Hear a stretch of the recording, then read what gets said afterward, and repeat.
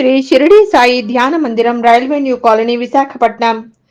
శ్రీ షిరిడి సాయి బాబా ధ్యాన మందిరం 2010లో కేవలం 20 మందితో ప్రారంభించిన నిత్య అన్న ప్రసాదంలో నేడు వందలాది భక్తులు, పేదలు, యాచకులు పాల్గొంటున్నారు. బాబా భక్తులు, దాతల సహాయ సహకారాల వల్లే ఈ కార్యక్రమం ఇంతలా ప్రాచుర్యం పొంది నిరాటంకంగా కొనసాగుతోంది. భక్తులు, దాతలు వారి గృహాల్లో జరిగే శుభకార్యాలు, ప్రత్యేక రోజులను ఇక్కడ పేదలతో కలిసి పంచుకుంటుంటారు. ప్రతిరోజు మధ్యాహ్న హారతి అనంతరం 100 నుండి 150 మందికి సాయిబాబా వారి నిత్య అన్న ప్రసాదం పెట్టడం జరుగుతుంది. అలాగే గురువారం 300 నుండి 400 మందికి నిత్య అన్న ప్రసాదం పెట్టడం కూడా జరుగుతోంది.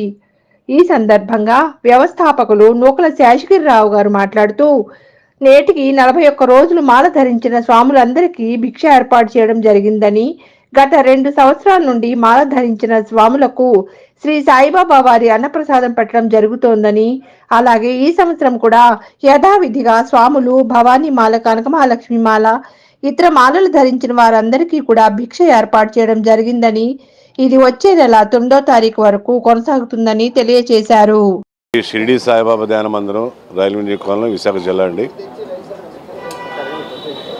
గత నెల ప్రారంభించిన శ్రీ సాయిబాబా అన్న ప్రసాదం భిక్ష మాల ధరించిన ప్రతి ఒక్కరికి ఇక్కడ పోయిన నెల నుంచి మధ్యాహ్నం 12 నుంచి 2:30-3 గంటల వరకు ఎంతమంది వస్తే అంతమందికి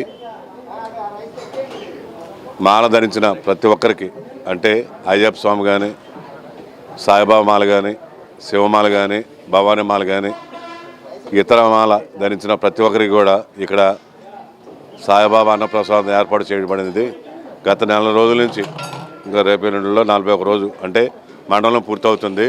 ఈ కార్యక్రమం ఇలాగా ఈ స్వామిని పెట్టే కార్యక్రమం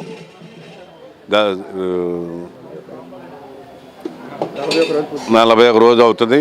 ఇది ఇలా సంక్రాంతి వరకు ఈ స్వాములు వచ్చినంతకాలం పెడుతూ ఉంటాం. అలాగే ఎంతమంది వస్తే అంతమందికి. అలాగే అవతల రెగ్యులర్గా జరిగే భోజనం అలా కంటిన్యూ జరుగుతుంది. అలాగే పోయిన సంవత్సరం, అంతకుముందు సంవత్సరం కూడా 21లో 63 రోజులు పెట్టాము. 63 రోజులు పెట్టాము స్వాములకి. అలాగే 22లో 74 రోజులు స్వాములకి భోజనాలు పెట్టడం జరిగింది భిక్ష. అలాగే ఈ సంవత్సరం ఇప్పుడు దగ్గర నెల 10 రోజులు అవుతుంది. అలాగే ఈ కార్యక్రమం ఎలా జరుగుతుంది. అలా ఇదే కాకుండా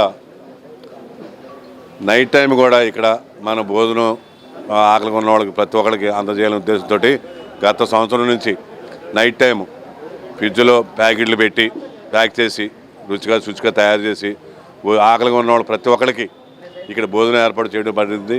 ఏ టైంలో అవసరం వచ్చినా, ఏ టైంలో వాళ్ళకి ఆకలిగా ఉన్న వాళ్ళకి ప్రతి ఒక్కరు వచ్చి ఇక్కడ భోజనం తీసుకుని ఏర్పాటు చేసి పెడుతుంది. అయిపోయేప్పుడు సహకారంతో ప్రతి ఒక్కరు ఆకలిగా ఉంటే ప్రతి ఒక్కరికి వచ్చి తీసుకోవచ్చు. అలా నేను గత 5 సంవత్సరం నుంచి ఇక్కడికి వస్తున్నాను స్వామి.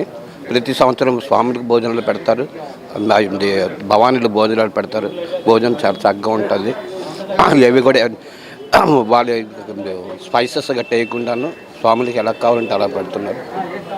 చాలా నీట్గా పెడుతున్నారు. ఒక పద్ధతి సిస్టమేటిక్గా పెడుతున్నారు స్వామి. షిరిడి సాయి దేవమందిరం రైల్వే న్యూ కాలనీ టెంపుల్లోని 41 రోజు కూడా ఇక్కడ భిక్ష అనేది పెడతారు. ఇక్కడ అంతా బాగానే పెడతారు, అంతా బాగుంటుంది. మాకు ఇంట్లో అవ్వకపోవడం వల్ల మాకు ఇక్కడ భిక్ష పెట్టడం మాకు కొద్దిగా పర్వాలేదు. ఒక సాయిబాబా వల్ల మాకు అన్ని రకాల మాకు సౌకర్యాలు బాగానే చేస్తున్నారు. మేనేజ్మెంట్ కానీ మొత్తం అందరూ కూడా అందరు భవానీ స్వాములు అందరూ కూడా జనవరి 10 వరకు అంటే పండుగ వరకు కూడా ఇక్కడ అనేది భిక్ష అనేది జరుగుతుంది రైల్వే న్యూ కాలనీ సాయిబాబా మందిరంలో. సాయి జ్ఞాన మందిరం భిక్ష చూశాను. నేను మాల ఇంట్లో అవ్వక చాలా మందికి అవ్వకపోతే ఇక్కడికి వస్తే భిక్ష మాత్రం చాలా బాగుంది. నేనైతే మాత్రం హ్యాపీగా ఉన్నాం. చాలా మంది